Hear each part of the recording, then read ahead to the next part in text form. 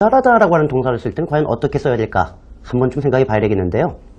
도달하다라고 할 때는 우리가 가장 많이 쓰는 표현 reach란 말 쓰면 되겠군요. 어디까지 가다? reach. 그래서 우리가 reach marrying age라고 한다면 결혼 적령기에 도달하다라고 할 때 쓰는 말입니다. 다시 한번 reach marrying age 그렇게 쓰시면 되겠네요. 우리가 이제 조금 전에 선자리라고 할 때 a matchmaking session이라고 해서 session 어떠한 장소나 자리를 얘기할 때 쓰는 말인데요. 그렇다면 우리가 흔히 얘기하는 나 어저께 소개팅했어 아니면 미팅했어 라는 말은 어떻게 하면 좋을까요? 예, 지금 알고 계신 분도 계실 텐데 우리가 모르는 상태로 어느 장소에 탁 나가요. 그리고 이성을 만나는 거를 우리가 a blind date라고 하죠. 모르고 나간다라는 개념이에요. 누군지 몰라요. 그러니까 a blind date라고 합니다. 근데 문제는 선하고 다른 점은 뭐예요? 친구가 해주는 거죠.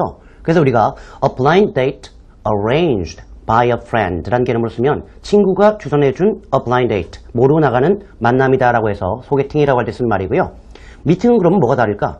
혼자 나가는 게 아니라 여러 사람이 같이 나가잖아요. 그래서 딱 한 단어만 더 넣어주시면 됩니다. 바로 a group blind date arranged by a friend 그렇게 쓰시면 친구가 주선해준 단체 blind date다 라는 개념으로 보시면 되겠군요. 자, 정리할까요? 소개팅이라고 할 때 a blind date arranged by a friend 그리고 방금 나왔던 미팅이라고 할 때는 a meeting이라고 하시면 안 되죠. 그때는 a group blind date arranged by a friend 그렇게 쓰시면 아주 훌륭한 표현이라고 볼 수 있겠습니다. 참고로 요즘에 이제 연하남이 대세라고 하는데요. 연하남, 연상녀 아주 대세라고 합니다. 근데 이것이 이제 미국과 같은 나라에서도 요즘 최근 몇 년 동안에 연하남을 아주 이렇게 눈에 불을 켜고 찾는 여성들에 대한 문화가 TV에서도 가끔 나오고요. 신문에서도 아주 가끔 자주 나오거든요. 그럴 때 이렇게 연하남을 원하는 여성을 우리가 cougar란 말을 써요. 예를 들어서 그 여성은 연하남을 좋아해 혹은 좀 과하게 얘기한다면 연하남 킬러야 라고 할 때 she is a cougar 라고 합니다. 이 cougar라고 하는 것이 암사자 종류예요. 그래서 이제 자기보다 어린 남자들을 노리는 암사자다라는 개념으로 she is a cougar 라고 합니다. 참고로 같이 알아두시면 재밌게 한 번쯤은 써먹지 않을까라는 생각을 합니다. 자, 이제 결혼 얘기로 조금 더 넘어가서 몇 가지 주요 표현들을 또 살펴보죠. 먼저 결혼식장이란 말과 피로연 그리고 오늘의 우리의 생생 인터뷰에 나와 있는 돈봉투라는 말을 한번 생각해 볼 필요가 있겠는데요. 결혼식장이라고 할 때 결혼을 하는 공간이에요. 그래서 우리가 a wedding hall 이란 말 씁니다. a wedding hall 같이 한번 따라 하시면 좋겠고요. 다시 한번 a wedding hall 피로연이라고 하는 것은 a wedding banquet 이라고 합니다. Q 발음이 있기 때문에 우리가 입을 조금 내미셔야 돼요. 그래서 a wedding banquet 그렇게 하셔야 되겠고요.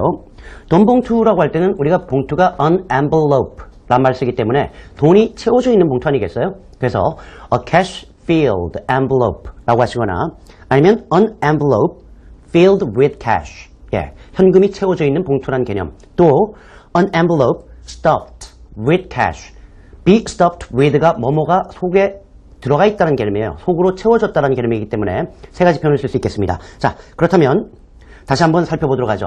우리가 결혼식장이라고 할 때 a wedding hall 이란 말 썼고요. 그리고 피로연이라고 할 때 a wedding banquet 이란 말 썼고요. 그리고 오늘의 가장 중요한 단어인 돈봉투라고 할 때는 a cash filled envelope 혹은 an envelope filled with cash 혹은 an envelope stuffed with cash 이란 말을 썼습니다.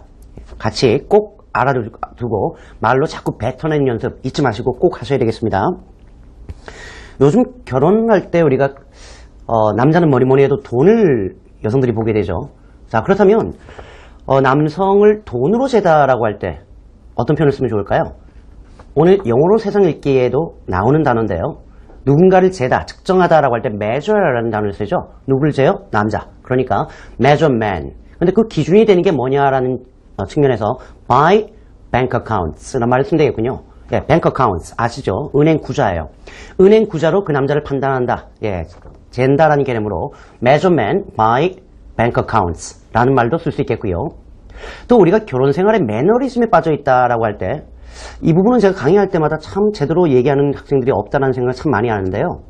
우리가 매너리즘이라고 할 때 정말 매너리즘이란 말을 쓰는데 그거는 이 상황에서 어울리지 않습니다.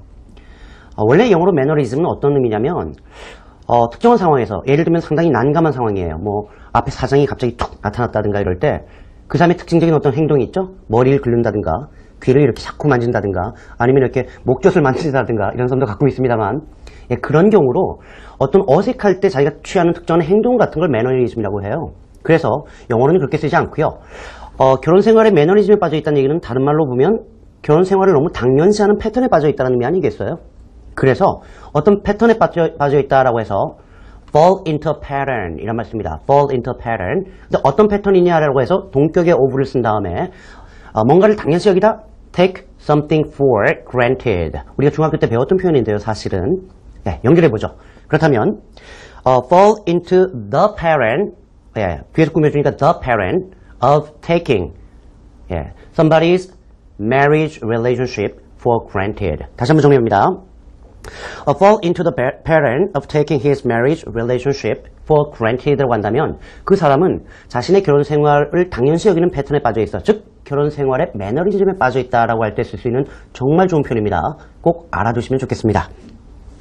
자, 마지막으로 우리가 이혼 청구하다라는 말도 좀 알아봤으면 좋겠고요. 그리고 성격 차이로 이혼하다라는 말도 좀 알아봐야 되겠는데요. 사실 뭐 결혼 얘기하다가 이혼 얘기하니까 조금 씁쓸하긴 합니다만 그래도 한 번쯤 알아볼 필요가 있겠습니다. 먼저 이혼 청구하다라고 할 때 file for divorce란 말씀입니다. file for divorce. 이때 divorce 앞에 관사를 쓰지 않아요. 일반적으로 divorce는 쓸 수 있습니다만 청구하다라고 해서 신청하다는 개념으로 file for가 나오면 그 다음에는 일반적으로 관사를 쓰지 않습니다. 그래서 file for divorce, 이혼 청구하다. 성격 차이로 이혼한다는 말 너무나 많이 쓰는데요. get a no fault divorce 라는 말씀입니다. get a no fault divorce. 아주 많이 쓰는 표현이에요. 이때 no fault라는 얘기는 그 누구도 잘못이 없다라는 개념이죠. 그럼에도 불구하고 이혼한다는 얘기는 성격 차이로 이혼한다라고 할 때 쓰는 말입니다. 자, 여기서 우리가 한 가지만 살펴보죠.